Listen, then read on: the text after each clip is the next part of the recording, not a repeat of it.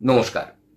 আজকে যে বিষয়টা নিয়ে কথা বলতে এসেছি তার মধ্যে কিছুটা আনন্দ আছে, আবার কিছুটা সংশয় এবং আশু বিপদের আশঙ্কাও রয়েছে।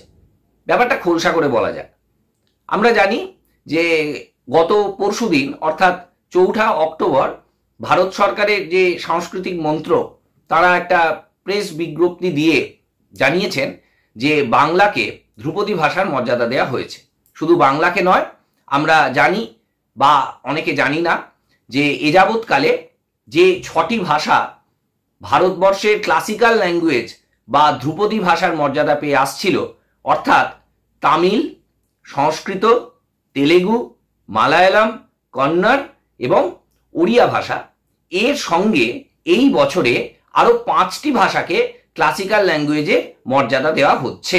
সেই ৫টি ভাষা হলো মারাঠি, পালি, প্রাকৃত, অহমিয়া এবং আমাদের বাংলা ভাষা। তো এই খবরটা আমরা অনেকেই পেয়েছি এবং মনে মনে আনন্দিত হয়েছি। বিভিন্ন সামাজিক মাধ্যমে, সোশ্যাল মিডিয়াতে আমরা স্ট্যাটাস দিচ্ছি, দিয়ে আমরা খুব আনন্দ করছি। কিন্তু এই মর্যাদা দেখে শুধুমাত্র উদ্বাহু নৃত্য করার সময় থেকেও আমার যেটা মনে হয় যে আমরা নিজেরাই, আমরা বাঙালিরাই বাংলা ভাষাকে আস্তে আস্তে কোথাও গিয়ে মেরে ফেলছি। বিষয়টা একটু যদি স্পষ্ট করি, আপনাকে যদি জিজ্ঞাসা করা হয় যে আপনি বাংলা ভাষায় পশ্চিমবঙ্গে দাঁড়িয়ে কথা বলতে কতখানি গর্ব অনুভব করেন, আদৌ কি করেন? আমরা অনেক সময় দেখতে পাই যে আমরা যার সাথে কথোপকথন চালাচ্ছি তিনি হয়তো বাংলা জানেন না, তার সাথে আমরা হিন্দি বা ইংরাজিতে কথাবার্তা বলছি। কিন্তু আপনি যার সঙ্গে কথোপকথন চালাচ্ছেন সেই উল্টো দিকের মানুষটি বাঙালি হলেও আমরা অধিকাংশ সময় দেখি যে হাল আমলে আমরা ইংরাজিতে কথা বলতে অনেক বেশি পছন্দ করছি। কোথাও গিয়ে ইংরেজরা চলে যাওয়ার এতগুলো বছর কেটে যাওয়ার পরেও ইংরাজিতে কথা বলে কোথাও গিয়ে একটা আত্মশ্লাঘা অনুভব করার বিষয়টা কিন্তু আমাদের মধ্যে রয়ে গেছে। আমরা ভালো ইংরাজিতে কথা বলতে পারি মানেই আমরা খুব বেশি শিক্ষিত কোটানকোট হয়ে গেছি, এইরকম একটা ভ্রান্ত ধারণায় পর্যবসিত হই আমরা। সেই জন্য অনেক সময় খুব হাস্যকর পরিস্থিতি হয়। আমি ব্যক্তিগতভাবে দেখেছি যে ধরুন মেট্রোয় আপনি যাচ্ছেন, আপনার সহযাত্রীর সাথে আপনার কোনো কিছু নিয়ে বিবাদ বাঁধলো, দেখা যাবে সেই সহযাত্রীটির প্রতি কিছুটা একটা অবজ্ঞা সূচক বক্তব্য বা মন্তব্য করার জন্য আপনি বাংলার বদলে ইংরাজি ভাষাকে বেছে নিলেন। অর্থাৎ ইংরাজিতে কথা বলছেন মানে আপনার কোথাও গিয়ে সামাজিক অবস্থানটা অনেকটা যেন উঁচু হয়ে গেছে বলে আপনি মনে করছেন। ফলে এই ঝগড়াতে, এই বিবাদে কিছুটা একটা বাড়তি সুবিধা আপনি পেয়ে যাবেন, এইরকম একটা ভ্রান্ত ধারণায় আপনি ভুগছেন।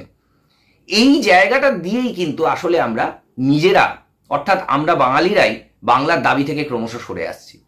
আমরা অপ্রয়োজনে বাংলা ভাষাকে ব্যবহার না করার প্রচেষ্টা করছি।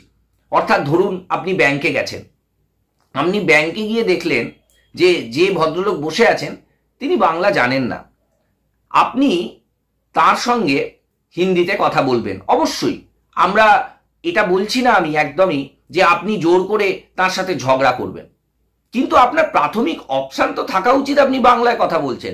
দেখা যায় অনেক সময় যে আপনার বাংলাটা তিনি বুঝতে পারছেন, তিনি হয়তো হিন্দিতে উত্তর দিচ্ছেন, কিন্তু আপনার বাংলা কথাটা তিনি বুঝতে পারছেন, তিনি হয়তো নিজে বাংলা বলতে পারছেন না।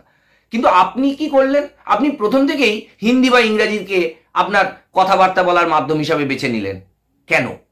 ধরা যাক আপনি একটি গাড়ি বুক করেছেন, ওলা বা উবের বুক করেছেন, সেই ড্রাইভার যদি বাংলাভাষী না হন তখন আপনি প্রথম থেকেই কিন্তু তার ভাষাতে পাল্টে নিচ্ছেন, নিজেকে শিফট করে যাচ্ছেন।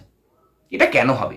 এই সব করে করে আমরা এটা একটা জায়গায় তৈরি করে ফেলেছি যে বাংলাটা না শিখলেও এই রাজ্যে আমরা বিভিন্ন লোকের সাথে কথোপকথন চালাতে দেব, এবং তার ফলে যেটা হচ্ছে যে যারা অন্য রাজ্য থেকে আমাদের রাজ্যে আসছেন কর্মসূত্রে, তারাও একটা সময় অনুভব করে ফেলছেন যে এই রাজ্যের ভাষা না শিখেও এই রাজ্যে কিন্তু কাজকর্ম চালানো যায়।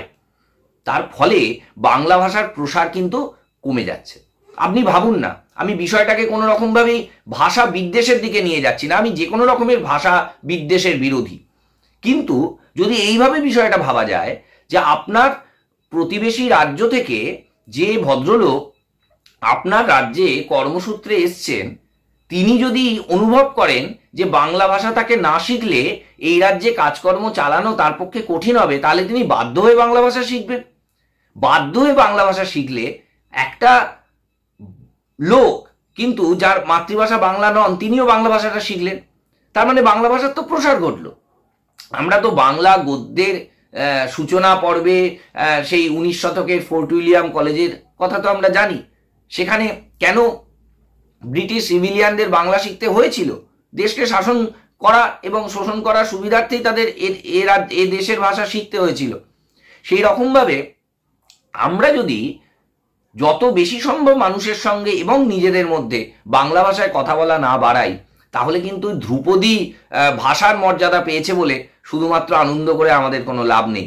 আজকাল সংস্কৃত ভাষায় কিন্তু প্রায় লোকে কথা বলে না, এরকম লোক হয়তো খুঁজলে পাওয়াও যাবে না যারা প্রাত্যহিক কাজকর্ম সংস্কৃত ভাষাতে করেন কথাবার্তা। তাহলে কি বাংলাও আস্তে আস্তে সেই দিকে চলে যাচ্ছে?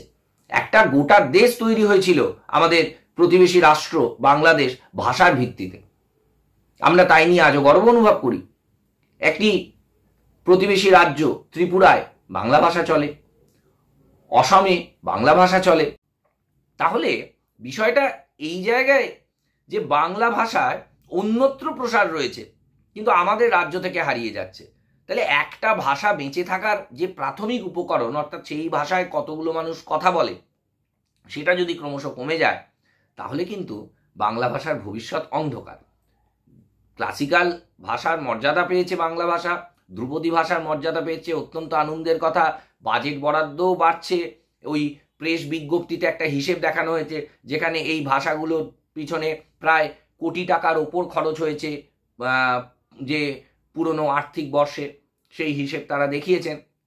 সংস্কৃত ভাষার পুনরুজ্জীবনের জন্য 3টি কেন্দ্রীয় বিশ্ববিদ্যালয় তৈরি হয়েছে বলে প্রেস বিজ্ঞপ্তিতে দাবি করা হয়েছে। তামিল ভাষার জন্য একটি কেন্দ্রীয় স্তরে গবেষণাগার এবং রিসার্চ সেন্টার তৈরি হয়েছে বলে এখানে দাবি করা হয়েছে।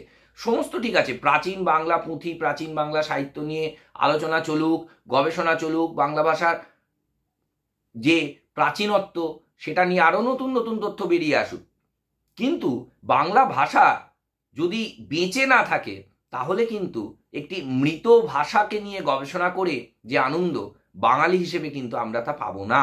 বাংলা ভাষার প্রসার চলতে থাকুক, দোকানের সাইনবোর্ডগুলো আস্তে আস্তে বাংলা ফিরে আসুক, কারণ আমাদের দাবিতেই ফিরে আসবে। আমরা নিজেরা বাঙালিরা যদি বাংলা ভাষায় কথা বলা বন্ধ করে দিই তাহলে কিন্তু আর দোকানে সাইনবোর্ডও ফিরে আসবে না, এবং ভিন রাজ্য থেকে যারা আসছেন তারাও কিন্তু আর বাংলা শিখতে চাইবেন না। তারপরে গিয়ে একদিন সকালবেলায় আমরা যদি আন্দোলন শুরু করি যে কোনো ব্যাংকে গিয়ে যে কেন এখানকার ভিন রাজ্যের কর্মচারীরা বাংলা বলবেন না, বাংলা তাদের বলতেই হবে, তাহলে কিন্তু বিষয়টা হবে না।